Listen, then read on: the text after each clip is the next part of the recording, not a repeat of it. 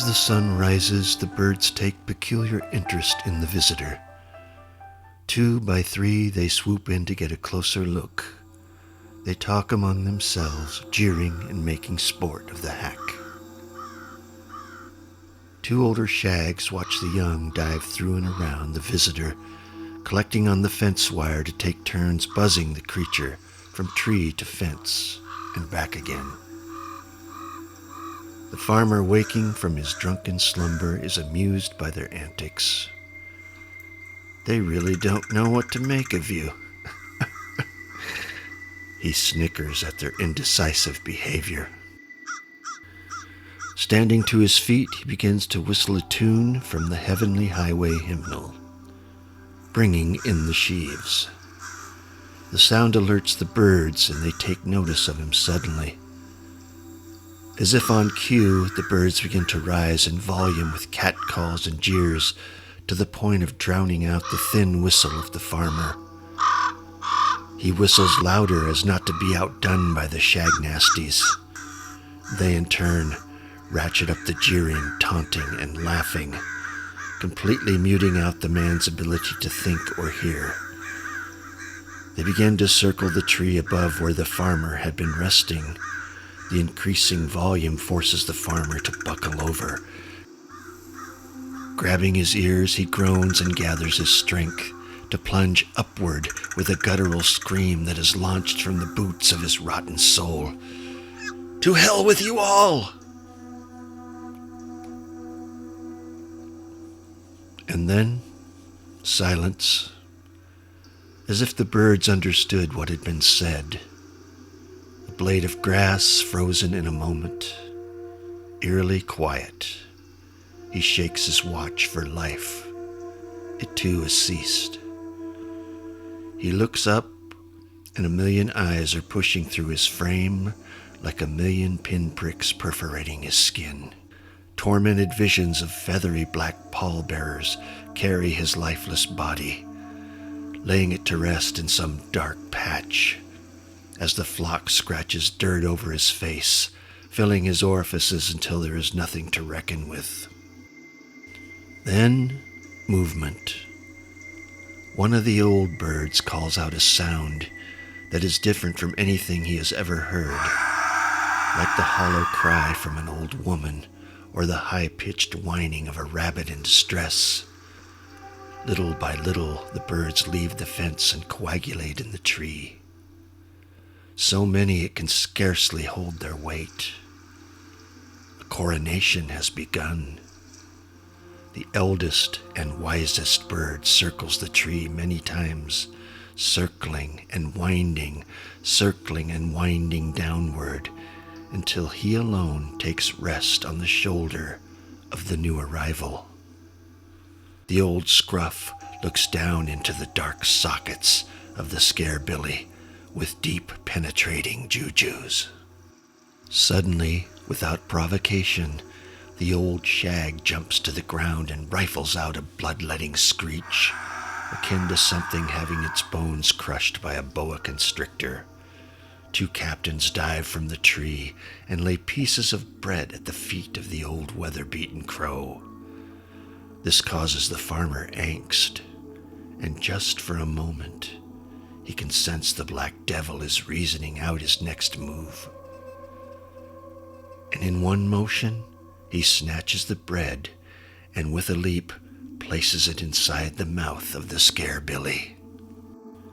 A frenzy of activity ensues as others carry meat, berries, and regurgitated water, giving nourishment to the lifeless scab. In madness, the farmer runs headlong at the birds, wielding a scythe, intent on gashing them into pieces. They swarm him like angry hornets, tearing at his scalp, his ears, his nose, until he falls to the ground in a fetal position. 2 by 3, 4 by 5, a circle is formed around him. The birds are silent and still.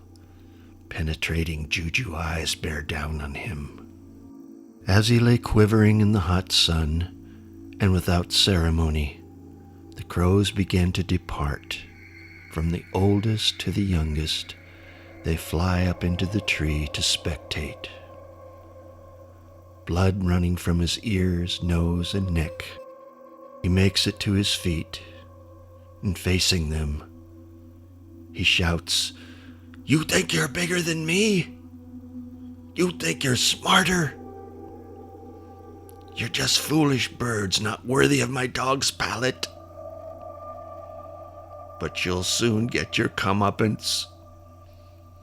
And you," pointing to the Scarecrow, "I'm gonna burn your rotten carcass till there's nothing left but a stain."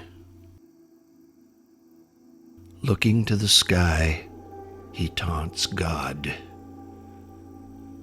"I wonder if you know what I'm thinking. You think these black demons are going to get the better of me? Let's see how they deal with the business end of a 20 gauge. You want to fight me every step of the way? So be it. I tried to be nice. I tried to be fair. But it wasn't good enough for you. You had to press me. Well, here I am. Go ahead. You've got your witnesses. Bring the gavel down past sentence. But I warn you, if you do, you will be hurting a good woman who loves me. She follows your teachings. Do you really want to hurt one of your own?" With that, he walks down the road towards home. Whether in his head or not, every so often, he stops and turns to look back. He has the impression that he is being followed. Perhaps the birds want to find out where he lives and devil his garden. After a time, he hunkers down under a sycamore tree to watch for the birds that might be trailing him. To his surprise, he can faintly make out a person moving slowly in his direction. He decides to wait and see who is coming down the lane. There is a man walking very slow. He also stops every so often to look behind.